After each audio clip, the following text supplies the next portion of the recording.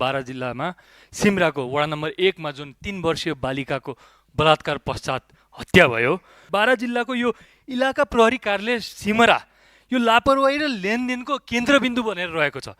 मैले पटक पटक यो विषय उठाएको छु। मैले त्यहाँ केसिनोमा नि यसरी नेपालीहरू खुलेआम गइरहेको विषय उठाएको छु।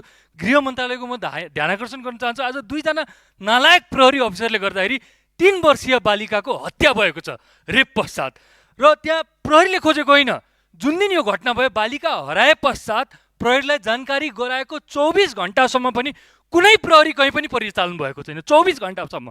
जब छिमेकीले 72 घण्टा पश्चात थाहा पाए कि यहाँ सबको गन्ध आइरहेछ, त्यसपछि प्रहरीको कुकुर सबै गएका छन्। भनेपछि ती प्रहरी अफिसरहरूलाई, त्यो इलाकाका प्रहरी अफिसरहरूलाई तानेर हुन्छ कि कारबाही गरेर हुन्छ कि प्रहरीको एक्सन लग थाहा हुनु पर्यो। 1 घण्टामा प्रहरीले के गर्यो, 2 घण्टामा के गर्यो, 6 घण्टामा के गर्यो, 12 घण्टामा के गर्यो, ताकि आइन्दा यस्ता घटनाहरू हुँदै गर्दाखेरि प्रहरीले सबै कुरा थाहा पाएपछि चाहिँ आफ्ना जनशक्ति पठाएर हामी अनुसन्धान गर्दैछौँ नबनुन्।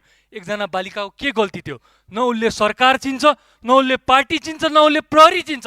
उसले के चिन्छ भने आफ्नी आमालाई चिन्छन्, उनले आफ्नो आँगनलाई चिन्छन्, आफ्नो छिमेकीलाई चिन्छन्। ती बालिका आज घर आएकी छिन्।